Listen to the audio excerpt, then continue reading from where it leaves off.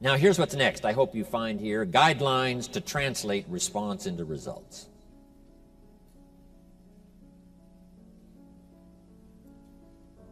We haven't come just to lecture. We haven't come just to share. We've come to do a combination of things, hopefully, that'll create all kinds of unique individual, collective activity after this weekend is finished.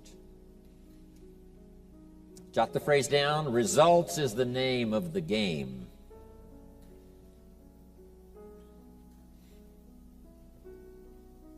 According to the Christian story, the first couple, Adam and Eve, were instructed to be fruitful. Fruitful, produce some results. Fruitful is kind of an interesting word. It sort of denotes abundance. Here's what I think fruitful and abundance and productivity. And I think here's what it means. To go to work on producing more than you need for yourself. Go to work producing more than you need for yourself. And I think we fulfill that command so long ago given to be fruitful, to be productive, to produce far more than you need for yourself so that you can bless others, bless your community, bless your nation, bless your enterprise. Produce more ideas than you need for yourself that you can share and give them all away. Produce more in terms of substance and money and treasure and all things valuable to human beings, far more than you need for yourself. R.G. Letourneau's story, the man who built the big earth-moving machines, it was his goal to someday give away 90% of his income. Giving away far more than anyone could possibly imagine. Someone says, wow, 90% is an awful lot to give away. Well, you should have seen the 10% that was left.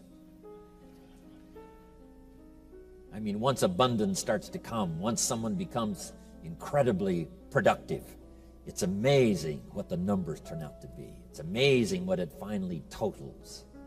Incredible. So hopefully we'll have guidelines for you during this weekend so you can turn the response you've created already by being here, then the response by employing your mental activity and taking notes and putting all this through your mental processes so that you can create this kind of results when you leave here. Next, best way to make the most out of this weekend is just a few things. Number one, be thankful for what you already have. This looks like a pretty prosperous audience already. So we're already doing well, which is okay. But what if we could multiply the value of our productivity by 2, by 3, by 5, by 10? Would that be valuable? And the answer is yes, of course it would. But first of all, to have the mechanism or the inspiration or whatever it takes to really do extremely well, first you start with thanksgiving, to be thankful for what you already have. We have already solved the problem of necessity. In this room, we've probably already solved the problem of survival. So we're no longer concerned with just necessity and survival. We're perhaps beyond that. But now that we have gotten beyond that, no telling what else we can do, but first of all, let's be thankful for what we've accomplished up until now. The years that have brought me here and the experiences that have brought me here, starting with my parents who raised me, gave me an incredible foundation that's lasted me all of these years. And the mentors that I've met along the way, absolutely changing and revolutionizing my life, my income, my bank account, my future. All of that collectively has brought me here. I'm so grateful for the people, the association, for the ideas, for the chance to work and labor, produce myself. All of that brought me to this place this weekend. I'm grateful for it. For the countries we represent, where we have freedom, liberty. Make this note. It's one of the best for the day. These are extraordinary times. About 11 years ago, the walls came tumbling down in Germany.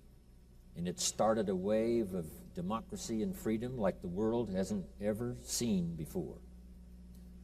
It looked like communism was on the march for so many years, and the dark shadow of that political philosophy fell on so many countries. that I visited even back in those early days. And now those shadows are beginning to flee away, and the light of democracy and freedom and capitalism is now the order of the day. And there's just a few old dictators left, and they will soon be gone. Here's the good news. In our lifetime, they will all be gone. That's an incredible thought to think. The dictators of the past will all be gone.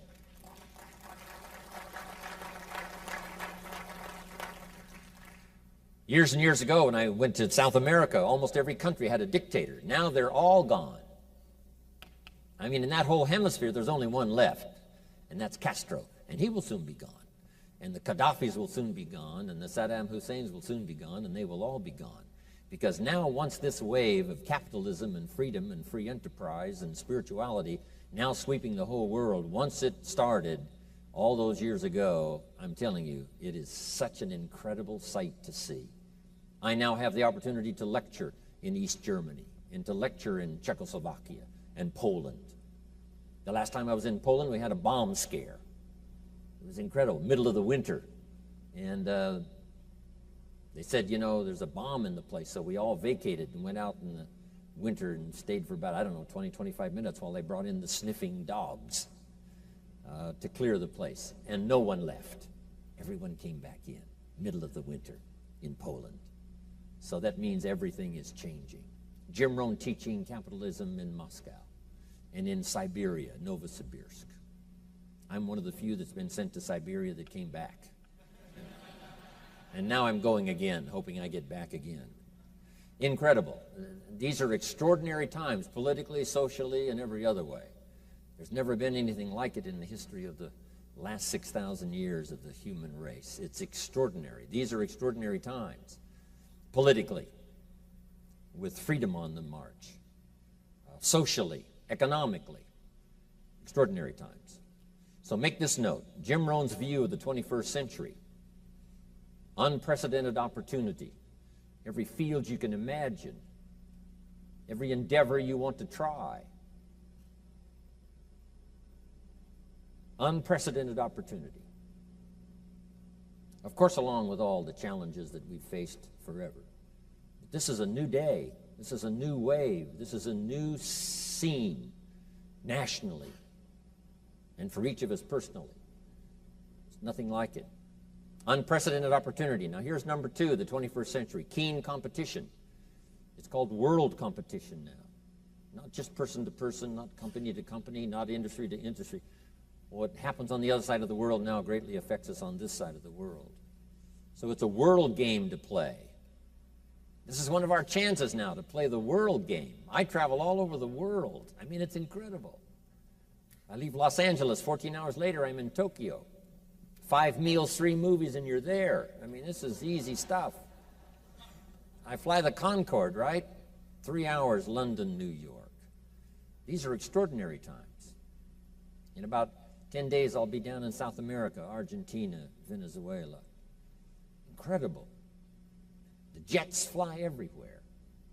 And then all night long, the jets fly to our countries, bringing us, goods and services and fruits and vegetables from anywhere in the world. It's unbelievable. These are extraordinary times. Unprecedented opportunity, but keen competition. So here's what you need now to really be successful in the 21st century. Number 1 is multiple skills. Hopefully we'll talk about some of those skills this weekend. Don't be caught now in the 21st century with just one skill. If you want to flourish, be fruitful. If you want to grow, produce more than you need for yourself. Learn more than one skill. This is also my perception now in traveling around the world. It would be useful to know more than one language. Learn more than one language. My father spoke German when I was a kid growing up, but he never taught me. My mother was English, but she also spoke French, but she never taught me. I could have learned 3 languages at the same time. These extra languages are so useful. I asked a teacher one time, how many languages can a child learn? Here's what she said, as many as you'll teach them. They don't lack capacity. They don't lack imagination. They certainly don't lack curiosity. They only lack a teacher. So if you think learning another language has sort of passed you by, make this note. Give it as a gift to your children. another language, and then another language. When I lecture in the Scandinavian countries, they all speak several languages. I do my seminars in English because they can all understand English. In the Scandinavian countries, you're required to learn 4 languages during your educational process. 3 they assign and 1 you can choose. So when you finish the educational process in the Scandinavian countries, you now know 4 languages, which if you live in Europe is a great advantage. But it's a great advantage anywhere, learning that extra language. Some of my business colleagues that make mega millions every year, many of them speak more than 1 language, several languages. Michael Cole speaks, 7 languages. It's so much fun to travel around the world with Michael because he can talk to anybody, everybody. He knows all the languages. It's a gift to give to your children. Okay. So anyway, I said all that to say this. Oh, one more. Learn all the disciplines that make language and skills worthwhile. The disciplines of good health, the disciplines of staying vital. We'll talk about that just a little bit later. So that's your best advantage for the 21st century. So first of all, be thankful. Here's the next one now to make this weekend really powerful for you. Be eager to learn. And I hesitate to say that because, you wouldn't be here if you weren't eager to learn, to pay the price of time and money. And it wasn't the money that was really the expensive part for this weekend. It was the time. If you haven't made that note before, make it now. Time is more valuable than money. You can get more money, but you can't get more time. So to ask you for the price for the seminar, fairly modest, but to ask you for the price in time for the seminar, incredibly expensive. To ask me for 3 days, that's a heavyweight cost for me. But it's exactly the same for you. 3 days is a chunk of time. And so the biggest investment for this weekend is not the money. The biggest investment is the time. So here's what I want to happen. I want this investment to pay off for you, multiplied many times over. What will this seminar be worth? Not the price it costs to get in, and not really the price of time. It may be worth 1,000 times more than that. What if I tried to make this seminar worth just exactly what you paid? That would be difficult. But what if I tried to make it worth 1,000 times more than you paid? I'm telling you, that might be easier because I'm inspired by ideas that have worked miracles in my life, and I want to share them with you. So I want you to be a lot richer when you walk out than when you walked in. So be eager to learn. Take good notes. No matter how well you do, no telling what else you can do. If you're mega rich, you might become super mega rich, right, after this weekend. We in the Millionaires Club often invite a billionaire to come talk to us. He says, well, you guys are doing okay, but, come on, get your act together. So no matter how rich you are, here's what's possible. You can multiply it by 2, by 3, by 5, by 10 with the right idea, the right inspiration, the right collective association here this weekend. It's going to give you a good chance. Now here's the next one. Argue later with all my stuff. I wish we had time to open it up so we could debate all this stuff right on the spot. Debate later with all of my ideas and the things I'm going to share with you. But make this note now, debate is important. That's why we have at least 2 parties in Congress, to debate good ideas. The communism said, no, one party is sufficient. But see, lacking debate, it's easy to become tyrannical. Power tends to corrupt. Absolute power tends to corrupt absolutely. So without debate, something can gather far too much power. So it's important. And a lot of the issues I'm going to raise this weekend, a lot of the stuff I'm going to share with you is up for debate. Here's why it's up for debate. I can only share with you my point of view. And there's got to be more than one point of view. If I looked at something from over here and I said, here's what it looks like to me, and you were standing over there looking back this way at it, you would say, no, here's what it looks like to me. Now, if I had invited you from back over there to come up here and look at it from where I am, you might say, gosh, you're right, Mr. Rohn. I never looked at it before from this vantage point. So that's what I want to do, and the speakers we've got this weekend are going to gather all of us up and share ideas from our point of view. But here's what you must remember. There's more than one point of view. So here's what's important: to be a student, not a follower. To be a student, not a follower. And part of being a student is to debate the ideas. Once you hear them, you say, right or wrong. Could it work for me, not work for me? Is that a little too heavy, or isn't it sufficient enough? Now, sometimes it's useful to debate with each other. I'm a good debater, right? If I choose one side, I don't really care which side to choose. You know, just pick a side. Go for it. I remember a great debate I really heard. Someone in America was debating someone in Canada that held a little more liberal position, and the American was very conservative.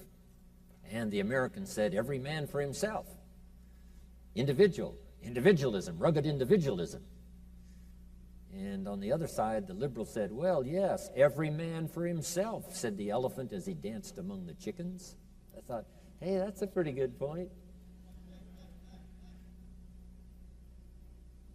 So, whether it's liberal or conservative, we need both. In America, the Declaration of Independence is America's great liberal document. And the Constitution of the United States is America's great conservative document. So it takes a bit of both. Okay. But to debate the idea. Now, if you can't debate with someone, here's what you must learn to do. Debate with yourself. Is it valuable or isn't it valuable? Is this idea I've heard a bit off track, or is it on track? Would it be useful or not be useful? To debate the merits of trying it, to debate the merits of putting it into action. So debate is a way to refine a good idea. Someone in Congress says, I have an idea for the country. And the rest of them say, wonderful, put it on the table. So someone asks 3 questions, and this guy says, wow, I never thought of those questions. I withdraw my great idea. Well, it's a good thing we didn't try it on the country. So here's why we learn from multiple voices, but we don't become followers, we become students, and that is to refine ideas that can change our health, change our income, change our future, change everything for the better, make us more productive, to finally have far more in productivity than we need for ourselves. But eager to learn, exercise good debate. Now here's the last part to make this a valuable weekend, and that's to be a good listener. And I know that's not going to be easy. You know, most of our life is going on outside these 4 walls. You know, our business is out there, and our customers are out there, and, you know, the store we run is out there, and our children are out there, our family's out there, and our friends are out there. Everything, most of the things that involve our life are out there. So sometimes when the big part of our life that's going on out there, it's a little hard to sort of dismiss all of that for a while, put it in a place where you can just push it aside for just a little while and really listen intently and gather up the information. But I know you're going to do your best. Okay.